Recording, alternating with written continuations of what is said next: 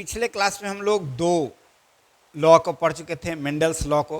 पहला पढ़े थे लॉ ऑफ डोमिनेंसी या फिर मोनो हाइब्रिड रेशियो, और दूसरा पढ़ा था हमने लॉ ऑफ सेग्रीगेशन या फिर लॉ ऑफ प्योरिटी, दोनों कहते हैं। आज हम देखेंगे लॉ ऑफ इंडिपेंडेंट असॉर्टमेंट।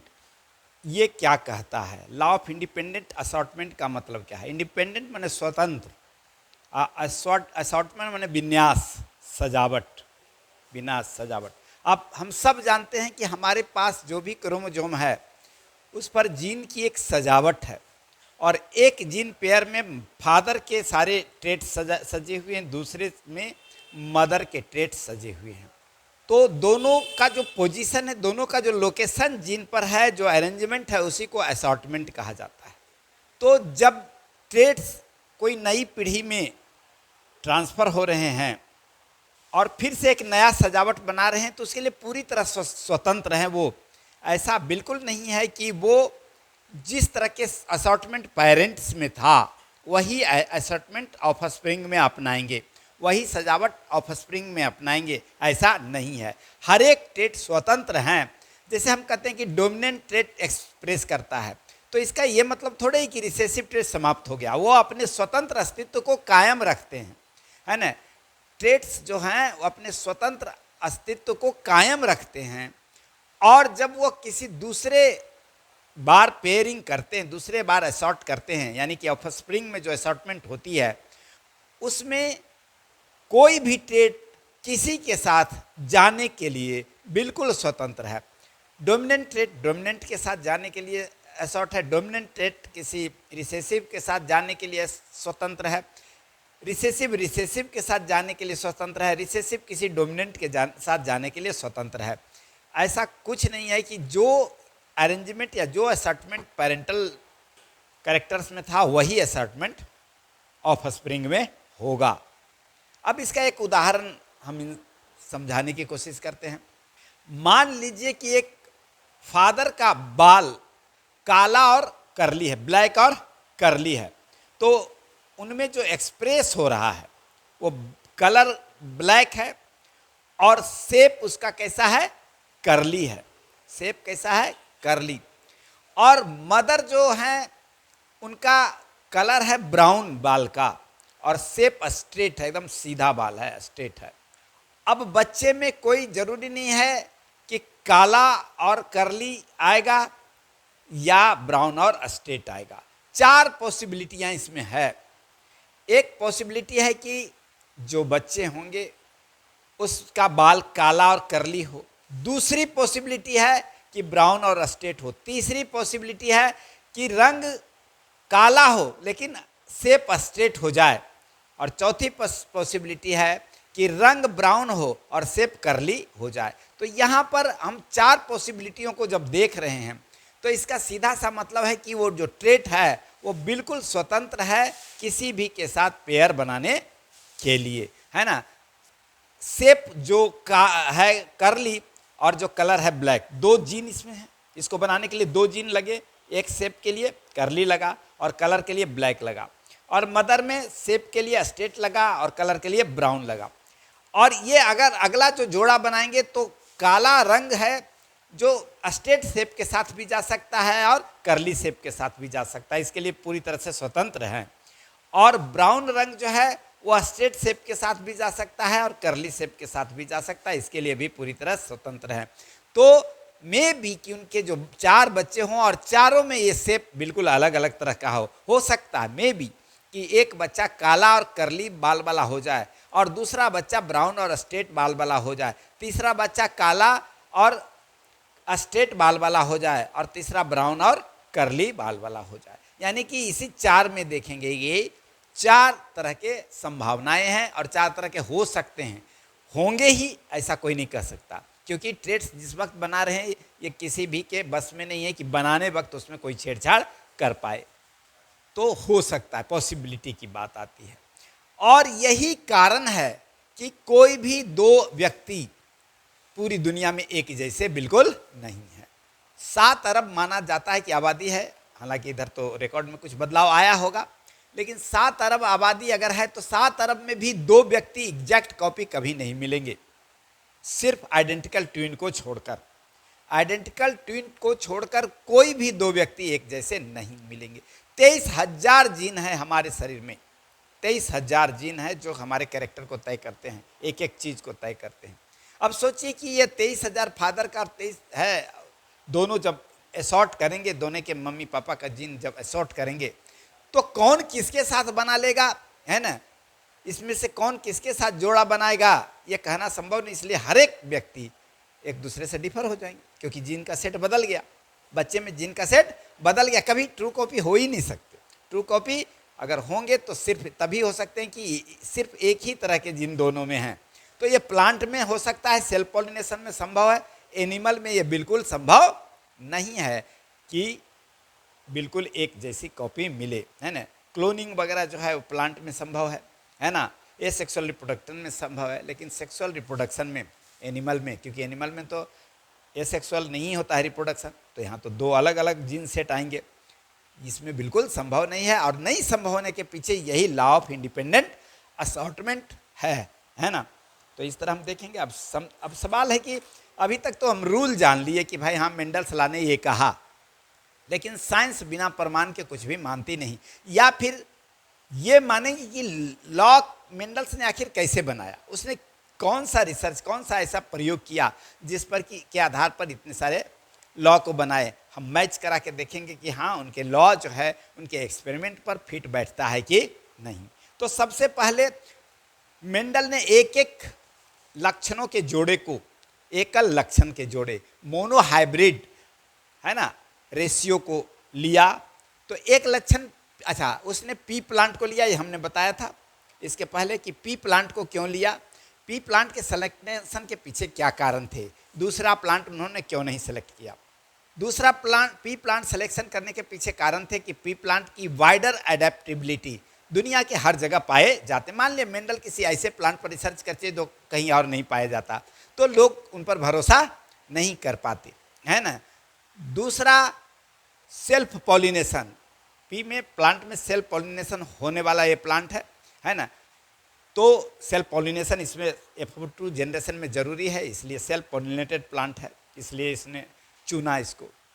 अब बार बार क्रॉस पॉलिनेशन हो और दूसरे प्लांट से उसके जीन आ जाएं तो फिर कोई एक कंटिन्यूटी का संभावना नहीं होगी, है ना। हर बार एक नया जीन आ जाए तो कौन सा स्टडी होगा, कोई पोस्टुलेट बनना, कोई प्रतिपादन बनना संभव नहीं, इसलिए सेल्फ पॉलिनेशन होना जरूरी था। तो सेल्फ पॉलिनेटेड प्लांट था पी।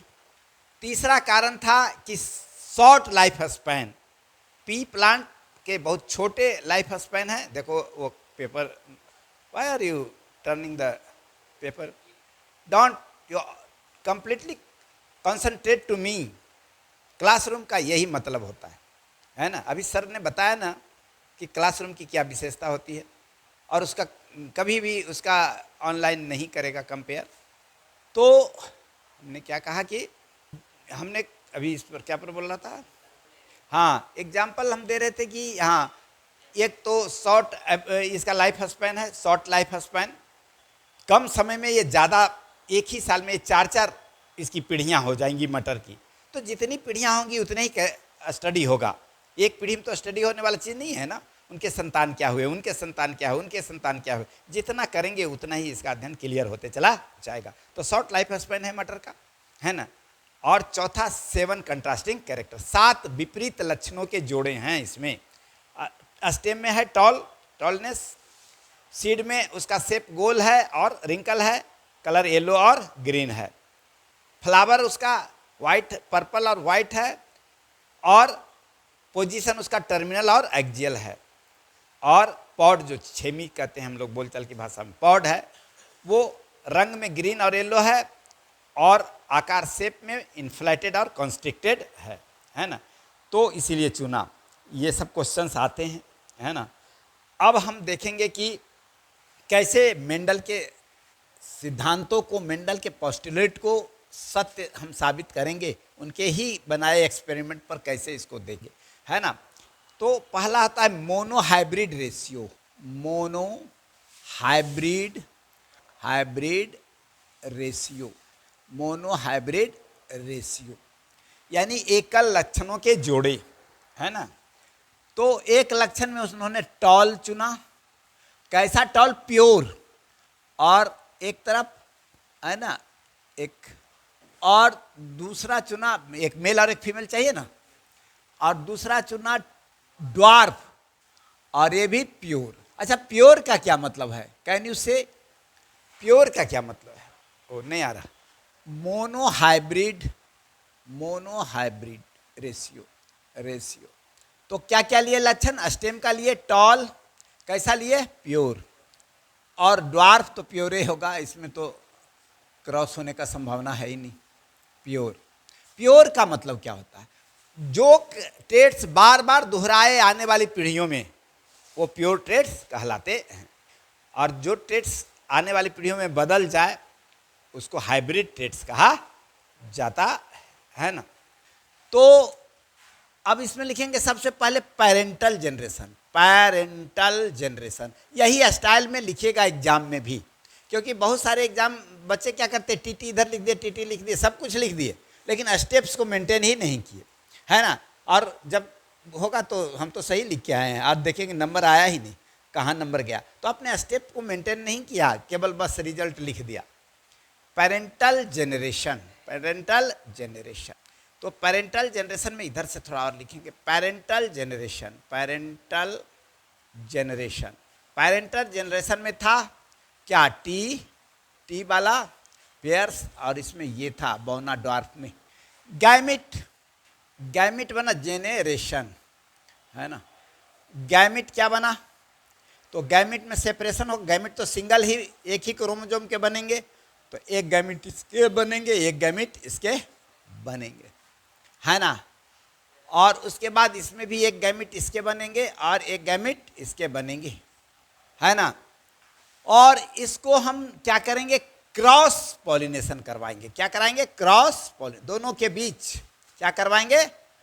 क्रॉस पॉलिनेशन करवाएंगे, यानी कि एक ड्वार्फ प्लांट और एक टॉल प्लांट के बीच क्रॉस पॉलिनेशन करवाएंगे, है ना। तो क्रॉस पॉलिनेशन कराएंगे तो ये क्या मिलेगा हमको, है ना। तो हम इसको इस तरह से कर सकते हैं, ये इससे करेगा और यही फिर एक बार इससे करेगा, और इसी तरह ये जो है इससे करेगा और ये ही एक बार इससे, है ना, करेगा ना। एक बार ये उससे करेगा तो यही एक बार उससे करेगा, एक उससे करेगा तो यही फिर एक बार उससे करेगा। तो रिजल्ट क्या आएंगे? रिजल्ट क्या आएंगे? रिजल्ट आएंगे, अब ये टी और ये जा रहा है किसमें? ये टी में, चल, है ना। सब का रिजल्ट तो एक ही आएगा, एक टी इधर लेगा एक टी इधर लेगा, सब का रिजल्ट क्या आएगा? सब यही आएगा, सब यही आएगा। और इसको हम क्या कहेंगे? F1 generation. क्या कहेंगे? F1 जनरेशन का रिजल्ट ये आएगा। पेरेंटल जनरेशन गैमेट बना और जो मिला उसको हम क्या कहेंगे? F1 generation. F1 जनरेशन का मतलब first filial generation, first filial generation, यानी कि पिताजी और उसके बाद बेटा जी, है ना, F1 जनरेशन। तो इसमें क्या होंगे? All the plants are tall, all the plants are tall. Mendel confuse, क्या हो गया? ड्वार्फनेस का आर टॉल, यानी कि 4:0 रेशियो मिलेगा, है ना। सब के सब फिनोटाइप में क्या मिलेगा? फिनोटाइप 4:0 रेशियो मिलेगा, है ना। मेंडल कंफ्यूज, ड्वार्फनेस गया कहाँ, है ना। तो इन्होंने फिर से एक बार उन्हीं बीज को आगे बढ़ाया, आगे बढ़ाया। तो इस बार F2 जनरेशन आया। अगला जो आया, जो क्या आया? F2 generation. और इसमें उन्होंने जो लिया प्लांट, तो सब तो एक ही सीडी था, दूसरा तो था ही नहीं, तो ये हाइब्रिड से शुरू, ये क्या हो गया? हाइब्रिड। और इधर भी एक ही तरह का प्लांट ही था, एक ही तरह के सीड ही थे, तो मेल भी वही और फीमेल भी वही। और फिर बनेगा गैमिट, फिर बनेगा गैमिट, और फिर बनेंगे गैमिट। तो अब ये गैमिट बनेंगे, यही गैमिट बनेंगे, है ना। और यहाँ भी यही गैमिट बनेंगे, बनेंगे यही गैमिट। और इसके बाद इसमें अब सेल्फ पॉलिनेशन कराएंगे। कैसा कराएंगे? सेल्फ क्रॉस, है ना, सेल्फ पॉलिनेशन। अब कैसा पॉलिनेशन होगा? सेल्फ। पहली बार उन्होंने जानबूझकर क्रॉस कराया, क्योंकि ये तो सेल्फ पॉलिनेटेड प्लांट था, लेकिन जानबूझकर क्रॉस कराया। और दूसरी बार उसने कराया सेल्फ पॉलिनेशन, और इसके लिए उन्होंने क्या किया कि अच्छा, जो सेल्फ पॉलिनेटेड है वो तो क्रॉस कर ही सकते हैं, है ना, ठीक है, उनका नेचर है सेल्फ भी कर जाएंगे, और एक्स्ट्रा तो क्रॉस भी कर सकते हैं। अगर इंसेक्ट दूसरे जगह से ले आएंगे तो क्या नहीं, एक्सेप्ट करेंगे, एक्सेप्ट करेंगे ही। तो इसके लिए उन्होंने क्या, सेल्फ पॉलिनेशन कराने के लिए पूरे पौधे को प्लास्टिक से ढक दिया, ताकि कीट दूसरे जगह से पॉलन ला नहीं पाए, इसको दे नहीं पाए। पूरी तरह से फ्लावर को उन्होंने ढक दिया, ताकि इंसेक्ट या एयर किसी तरह से दूसरे प्लांट का इसमें पॉलन नहीं आने पाए, है ना। सेल्फ पॉलिनेशन कराया, और सेल्फ पॉलिनेशन कराए तो जो मिला, जो उनको रिजल्ट मिला वो क्या मिला, ये रिजल्ट मिला, है ना। तो इसमें मिला टी किसके साथ गया, उसके साथ, है ना, और ये टी गया इसके साथ, ये गया यहाँ और ये गया यहाँ, तो ये बना क्या, टी, ये क्या बना, और एक कहाँ गया, चल इसमें गया, तो ये क्या बना, टी, और फिर ये गया कहाँ, यहाँ, तो ये बना टी, और फिर ये कहाँ चला गया, यहाँ, तो ये बन गया टी, आ रहा है, कट रहा है ना, ये बना, है ना। तो इसमें क्या आपने देखा, एक प्योर टॉल मिला और एक प्योर ड्वार्फ मिला, और दो फिर वही मिल गए, है ना, हाइब्रिड। तो ये लगातार पीढ़ियों में टॉल देंगे, ये लगातार पीढ़ियों में ड्वार्फ देंगे, और ये इसी रेशियो को फिर से दोहराएंगे। इसको आप पुनेट स्क्वायर में भी दिखा सकते हैं, पुनेट स्क्वायर में भी आप दिखा सकते हैं। अगर इस तरह बनाने में आपको कठिनाई हो तो पुनेट स्क्वायर बना दीजिए। पुनेट स्क्वायर टी, टी, और तो ये टी टी क्या बनाएगा, ये प्योर टॉल, ये हाइब्रिड टॉल, ये बनाएगा। तो ये क्या हो गया, प्योर टॉल, ये क्या हो गया, प्योर टॉल, ये हो गया टॉल, केवल इसको लिखिए टॉल, इसको भी केवल टॉल लिखिए, और इसको प्योर ड्वार्फ हो गया है। तो फिनोटाइपिक रेशियो क्या हुआ इसका, फिनोटाइपिक रेशियो क्या हुआ, फिनोटाइपिक रेशियो क्या हुआ, तो 3 टॉल ने बने, बाहर से देखने में क्या थे, 3 टॉल, तो बाहर से देखने में 3 टॉल, तो फिनोटाइपिक रेशियो हो गया 3:1, और जीनोटाइपिक रेशियो क्या हो गया, जीनोटाइपिक रेशियो हो गया 1:2:1, ये हो गया प्योर टॉल, ये हो गया प्योर ड्वार्फ, और ये हो गया टॉल, ये हो गया टॉल, है हाइब्रिड टॉल। तो फिनोटाइपिक रेशियो 3:1, जबकि जीनोटाइपिक रेशियो क्या हो गया 1:2:1। अब यहाँ लॉ ऑफ डोमिनेंसी सिद्ध हो गई, क्योंकि यहाँ पर आपको लॉ ऑफ डोमिनेंसी प्रूफ हो गया कि इस सब में शॉर्ट वाले ड्वार्फ वाले ट्रेट होते हुए ही कोई ड्वार्फ हुआ नहीं। और मेंडल ने यही कहा था कि अगर डोमिनेंट ट्रेट रहेंगे तो रिसेसिव ट्रेट एक्सप्रेस नहीं होंगे, और आपने देखा कि इस चारों में रिसेसिव ट्रेट नहीं एक्सप्रेस हुए, तो लॉ ऑफ डोमिनेंसी हो गया। और लॉ ऑफ सेग्रीगेशन, देखिए लॉ ऑफ सेग्रीगेशन कहता है कि during formation of gamete the traits are segregated with each other, यही ना है। तो यहाँ गैमिट बना, साथ में थे यहाँ हाइब्रिड, लेकिन गैमिट तो प्योर हो गए ना, लॉ ऑफ प्योरिटी इसी चीज़ को कहते हैं। गैमिट में तो केवल टी है, तो इसमें हाइब्रिड होने का संभावना नहीं, क्योंकि एक ही क्रोमोसोम है। तो यहाँ पर सेग्रीगेट हो गए, दोनों एक साथ थे लेकिन गैमिट बने तो सेग्रीगेट हो गए। और इसका परिणाम क्या मिला कि यहाँ पर पौधे भी सेग्रीगेट हो गए, है ना, यहाँ एक प्योर सेग्रीगेट हो गए, यहाँ प्योर ड्वार्फ सेग्रीगेट हो गए, और 2 हाइब्रिड सेग्रीगेट हो गए, है ना। तो ये लॉ ऑफ सेग्रीगेशन भी दिखा दिया आपको, लॉ ऑफ सेग्रीगेशन भी प्रूफ हो गया। अब बचे लॉ ऑफ इंडिपेंडेंट असॉर्टमेंट। तो लॉ ऑफ इंडिपेंडेंट असॉर्टमेंट अब हम लोग कल के क्लास में पढ़ेंगे, जब हम डाई हाइब्रिड रेशियो पढ़ेंगे, है ना।